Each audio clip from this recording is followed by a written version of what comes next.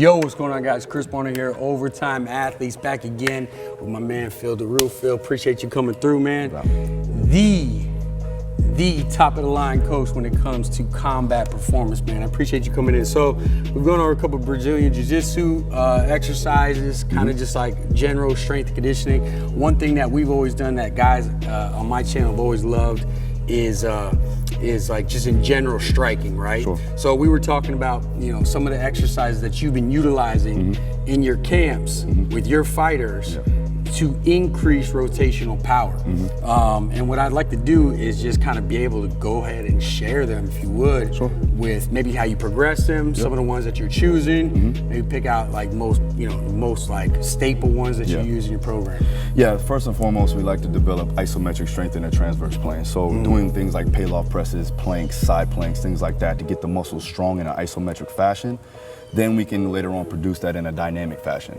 So once you get into camp, right, you got about 8 weeks out primarily, that's when we start to work on those higher dynamic, higher velocity type movements, putting force into, let's say, a med ball or something along the lines of that, maybe even a rotational press with like a landmine, right? So what we're gonna do today is we're gonna utilize those med ball throws for explosive power in the transverse plane so that it can kind of correlate or even transfer over through your overhand strikes and any type of hip tosses. So we're gonna do two variations here. One is gonna be for the backhand or the overhand, and then the other one's gonna be for the hip toss. Cool, let's do it. All right. So we're gonna grab a med ball here. Okay, now this can be, you want it to be fairly light, but not super light. Remember, think about throwing a baseball rather than a wiffle ball, okay? So you wanna be able to develop force or create force with higher velocity. So basically, when we're talking about power, right? You know, with all aspects being involved, power equals force times velocity. So we got to make sure that we're throwing that ball with maximal velocity. So what you're going to do is you're going to take the ball, we're going to go both hands up, okay? Get in a good athletic position, like you're going to go ahead and strike, right? So toes slightly pointed forward, right there. Then from here, he's going to do a counter movement. Like if I was going to throw a step back two, if I'm going to step back and throw my backhand, I want him to load that hip and then redirect force going horizontal, okay? So let's try that out.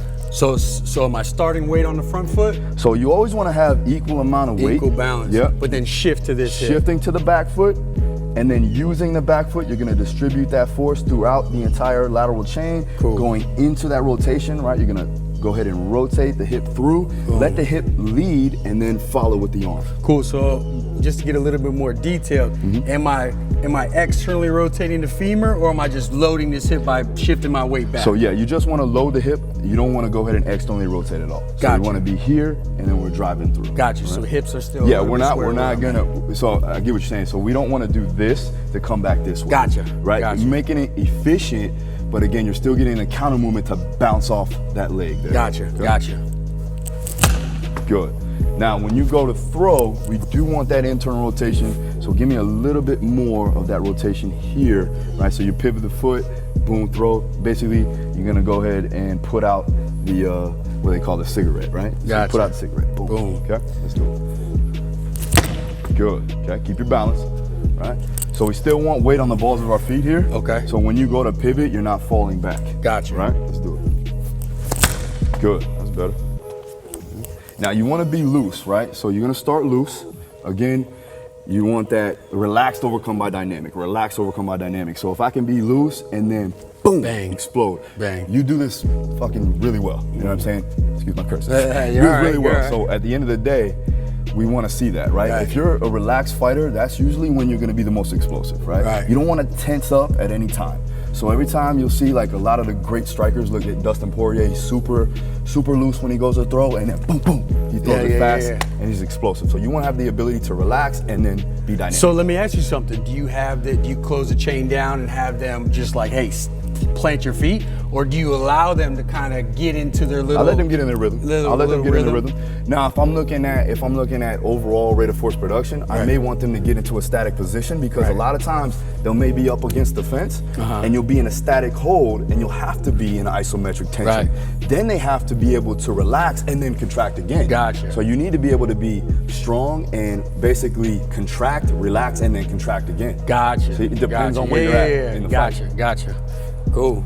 And it might just be a progression, right? You might vary it many different times throughout your camp. Definitely, cool. Good. That ball is gonna break, man. Yeah. Or the wall's gonna break, one of the two. There you go, that's it. Yeah, so when you're talking about progressions, regressions, like the first and foremost, the baseline of it would be from a static position, because we want to be able to produce that force from a static position. And then from there, then we could work into that counter move and working on that stretch reflex. Gotcha. Yeah, because I'm just curious how specific you get. You know, because like for instance, when we were talking rotational power outside the camera, and I do it with the baseball players. So there's some times where I'll isolate and elevate that one component, and there's other times where I'm like, hey, I just want to get as specific as I possibly can in the lower half. So I'm assuming you add a little bit of touch of both. Sure. And some people, especially from a coaching perspective, or for the athletes hearing this and want to implement these exercises into it, you honestly, depending on the actual athlete, you know, there's times where you're just like, hey, let me elevate this one component, or let me work a little bit more specific. Sure. Yeah. So it's like, it's just kind of like you're choosing as you go when you're going down the line coaching them. True, and it also depends on the athlete too, right? And it depends on their game, right? If they're really elusive, and I know that they have the ability to be fast, but they lack the explosive power to knock someone out, and a lot of that times comes from genetics, but at the end of the day, we still can increase the power production there. So yeah, I do want them to be, you know, stable in a lot of ways, and then be able to produce force in that static position going into dynamic. If a lot of times where they're just more stronger than they are fast, I do want them to be a little bit more dynamic, so that we can increase that speed and be able to be fast and high velocities and still produce force. Gotcha. I like that. So there's one I want to do now that you brought it up. Okay, we are going to work dynamically in the lower half, so we are going to do what's called a hop step overhand. So you're basically, let's say for instance, you got your opponent against the ring or against the cage, and they're moving out. A lot of this, you know, is basically, it's called a 3 south. So what you're going to do is, you basically would do a hop step. So you hop step here, and then you would come, right? We're gonna rotate, load the hip, and then you would throw your hook. So if you're going against, you know, run against the cage, without the ball, just be there like we fighting, right? And if you're going out, if I'm baiting you to come out, right, I'm just gonna come here, boom, bang, boom, boom, up top.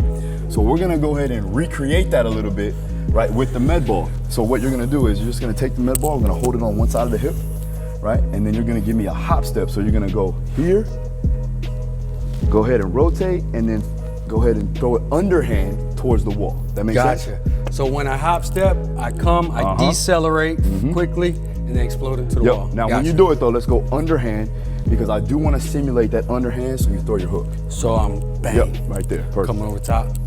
Gotcha. Wait, so it's hop step. Bang.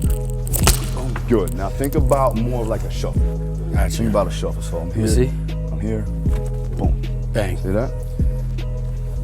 Wait, I'm jumping. Is it leading with this? Use the near side leg, so the left leg first.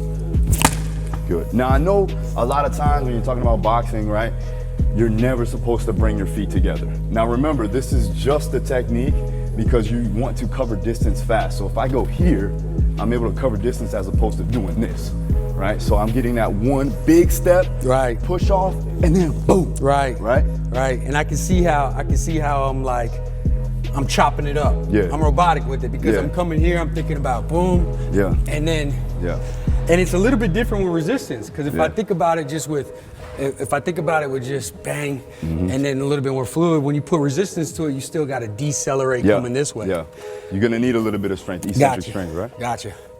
So bang. There you go. And that was still and it's, I mean, listen, it'll get you. One more time? Yeah, so you're here, and primarily you would be here, right? So you're still gonna get that hop step, boom, and then you're rotating, and then you're throwing. Oh, okay. That's what it is. That's exactly what it is. I'm leading with this leg, you're leading with the leg. I got you. I got you. So lead with the left. Bang. Perfect. There you go. I got you. Good.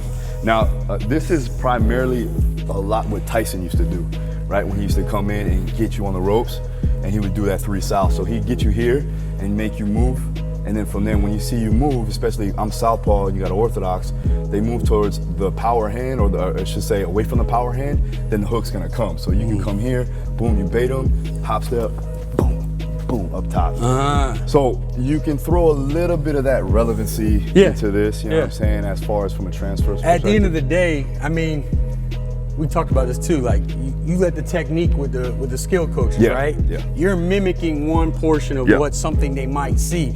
Quick deceleration here, load this hip, and then be able to produce force. Exactly. Bang. Exactly. I like that. Okay, we've got one more. All right. Now we're gonna do the overhead rotational toss. Now Okay.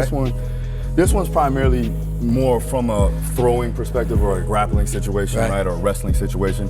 So what I do want to see is another counter movement. So we're gonna go ahead and decelerate here. Okay. Right? We're not gonna externally rotate, we're just gonna load the hip. Then we're gonna come up all the way around.